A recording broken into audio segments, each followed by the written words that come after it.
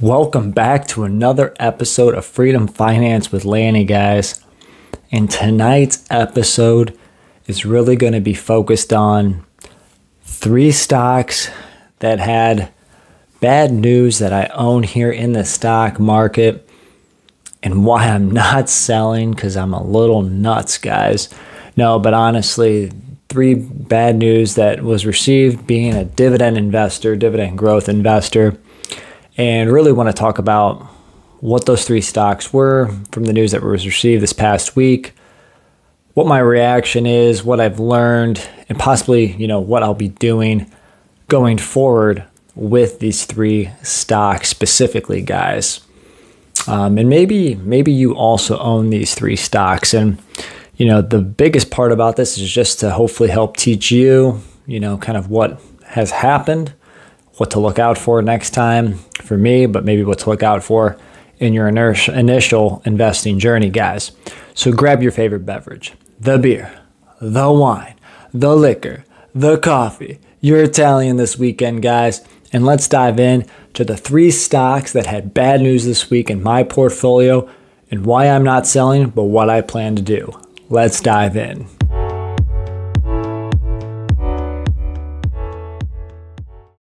All right, guys, first let's start with the most painful one.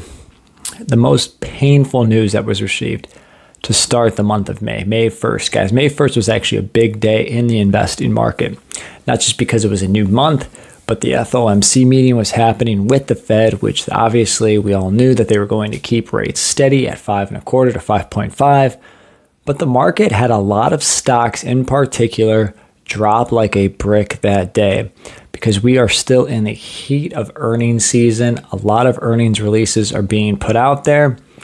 Some are outperforming, some are performing, some are not meeting expectations, guys. And this first stock here with bad news that I'm going to talk about hasn't been doing well for probably the better part of 18 plus months. And again, this is the most painful one because it was the dividend cut. I do own shares of this stock, and I even saw the signs a year ago, maybe even longer than a year ago. And maybe I even was talking to Bert, my other boy over at the Dividend Diplomats about it. And for some reason, I just kept holding on to the stock. And this stock was Leggett & Platt, ticker symbol LEG. Yeah, we joke around the Hogan leg drop. Leggett & Platt in the specialty seating and cushion bedding industry, guys. And they were a dividend king at one point. But Wednesday rolled around, they had another bad earnings, and they cut the dividend by 89%, all the way down to just a nickel. And that sent the stock tumbling all the way down to $12 that day on May 1st. And unfortunately, about this time last year, Leggett & Platt, or again, ticker symbol LEG, was trading in the $32 to $34 range. So literally, they are now about a third of where they were about a year ago. And why? Why did I hold on during this time period? Now, again, I wasn't adding to the stock outside of dividend reinvestment, but it's because management. I keep reading management, what they're saying. The dividend's sustainable, that the cash flow is there, that the high, that the debt maturity table with the high interest rates in the current environment weren't going to impact them because the maturities were longer. And, investors would be, assured that, they have a plan in place. Well, when you have lower revenue consistently period over period, your cash flow also then gets squeezed. Because again, to pay a cash dividend, you have to use cash. And so they made the big move, cutting the dividend down 89% again. I knew the payout ratio was very high, at or near that 100% mark. Again, I think we even talked about it on a bunch of videos at the DD channel. I know I used to tell Bert too all the time about it, but I still didn't make a move. I had a feeling that, and you saw it on my Twitter handle, my X handle, I put out even a thing, who's going to drop? Is it going to be Leg? And because I had a feeling that Leggett was going to cut the dividend, but I still did nothing, guys. But luckily, this is why you stay diversified. Unfortunately, that's why I own 65 or so taxable stocks in my portfolio, guys. So the impact obviously isn't as large, but an 89% cut is still a huge cut. It was still about $193 in forward dividends. It's now removed. I was already tracking around $1,200 to $1,300 plus of forward income added. That brought me back down to just barely over $1,000 in dividends added this year alone, which again, I set my goals high, and that is a huge drop down. I would have to invest thousands of dollars to make up for it at about a 3.5% range. So the stock dropped to $12.21, I believe was kind of the low point. Somebody can check me on that. And then back within 48 hours, by Friday's close, they landed on $13.95. So they actually jumped 14% since the bottom. So what do I plan on doing? Well, I look forward to exiting Leggett and Plaid, but at what price point? So $29 is my, if I got to $29 a share, aka more than double the stock price, I'd break even. Now, I'd be very interested in exiting at or over $20 a share for Leggett and Platt.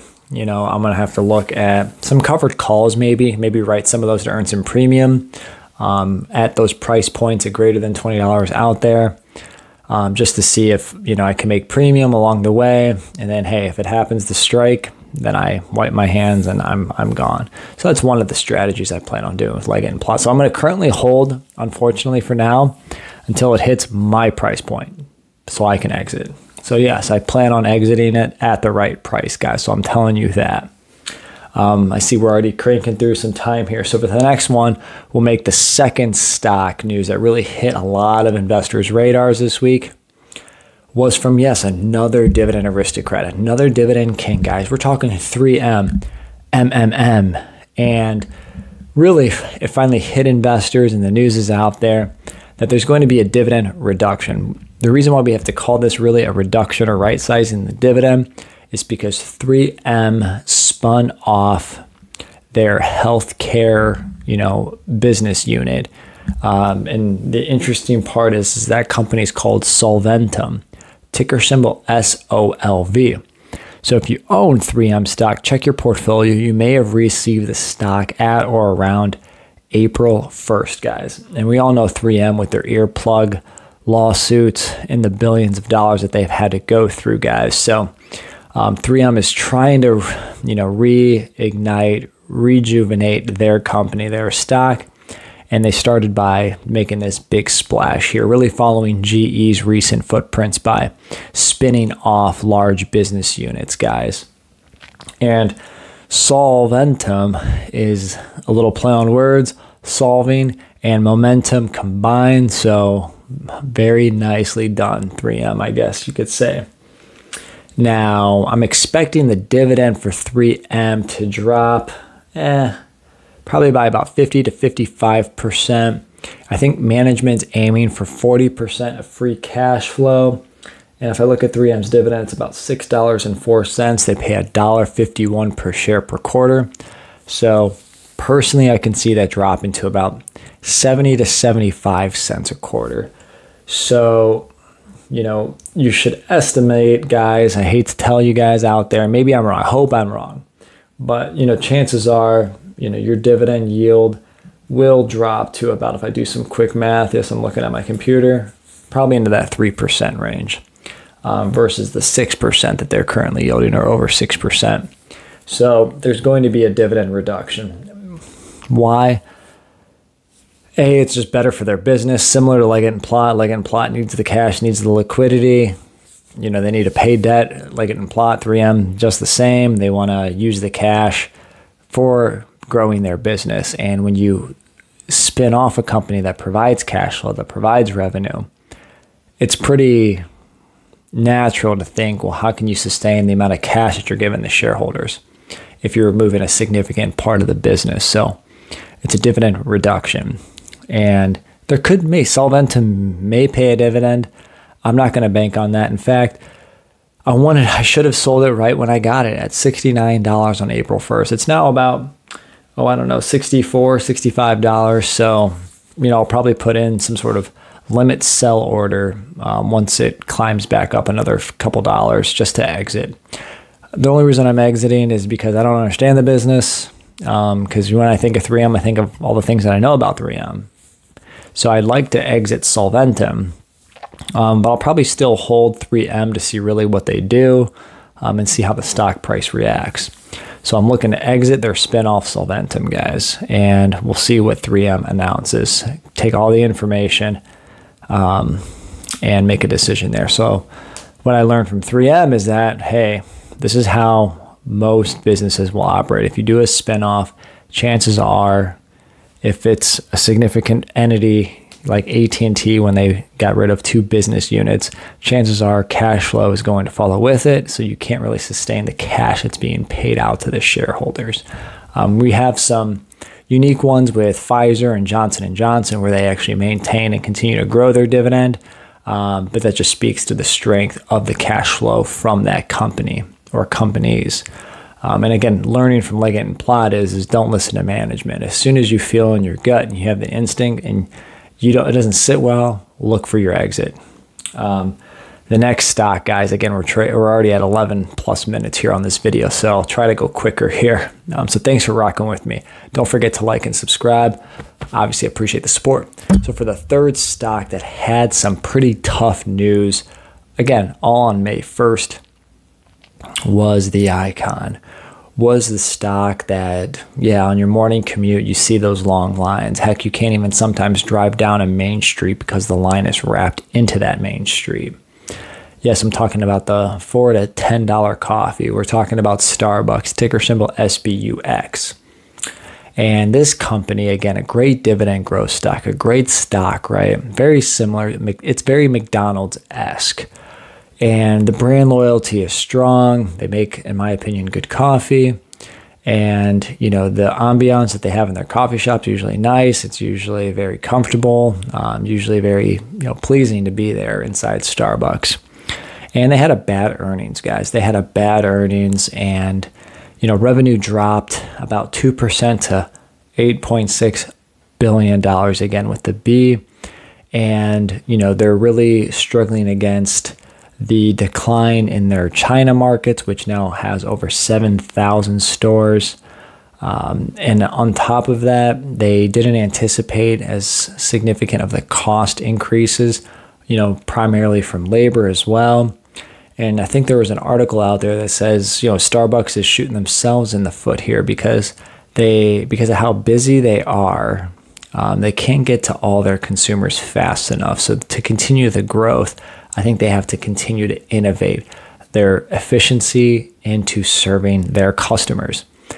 And so their stock drop actually 17% this week, guys. Over the last 5 days, down 17% is Starbucks stock. And I own a lot of Starbucks. My wife has Starbucks stock. I own Starbucks stock. And, one thing I learned is this sounds very similar to when McDonald's had some struggling points in parts of the 2000s and in the 2010 to 2016 range. They had some struggling years as well, to where they were even McDonald's was hinting at tough years to come, tough periods to come, but then they were able to reinvent and figure it out. And similar to Starbucks, because of their loyalty, because of, it's Starbucks' strong cash flow position, just based on the amount of churn that happens at their business, I think they'll figure it out. With their app, with their pickup orders, with their mobile orders, they should be able to figure this one out for Starbucks stock. And again, their stock dropped and now it's trading, I think, in the $73 range, prices that we haven't seen in a long time, and dividend yields we haven't really seen in a long time from Starbucks stock at a dividend yield of over 3%. So first, what did I do? I actually did buy 5 shares in between like 74 and 76 and change on that Wednesday. And I have 60 shares in my stock portfolio, just mine at least. And, I feel good about my position right now. I'm not selling like the other three. I'm not selling immediately. In fact, with Starbucks, I'd actually buy more. I think it's a good price now, but personally, again, do your own research. Personally, I would like Starbucks right below $70. So if I see them in the 60s, I'll probably grab a few more shares. Because could this be a similar story to McDonald's? Because McDonald's, last time I saw them struggling, they were in the 80 to 90 range, and then they swelled up to the $110 to $130 range, and they were still struggling. And now the stock price is at $273. So can Starbucks face similar positive outcomes is the question. Do you believe in Starbucks stock? So those are the three stocks, the three bad news that happened this week, and how I'm not selling, guys. I'm still collecting dividends along the way. Again, what I learned was with Leggett and Platt, don't believe management. If you have a gut feeling about a stock that doesn't sit well, create the exit strategy, don't have emotion, and exit. And again, I plan on writing covered calls to possibly exit that, but earn premiums along the way to make up for the dividend cut. 3M, what I learned there is just to sell that spinoff immediately, because chances are that might be the best price. And if it's a business you don't even know about, why have another stock to monitor and manage in your portfolio? And then third, with Starbucks, it's really, hey, when the investors are running out on an icon / brand loyal company like Starbucks is, it could be a great time for investors to run in. Obviously, not professional advice, guys. So holding all three stocks, I have my plans in place. Do you guys have your plans in place if you also faced the dealt of the cards here with these three stocks, guys? Let me know in the comments below. Again, it's all about helping you guys, at least letting you guys know what I'm doing, what I learned, and what I'm doing going forward. So if you like the video, definitely give it a thumbs up. Leave your comments below. I can't wait to read them, and subscribe to this channel, guys. Thanks for rocking with me, and I'll catch you on the next one.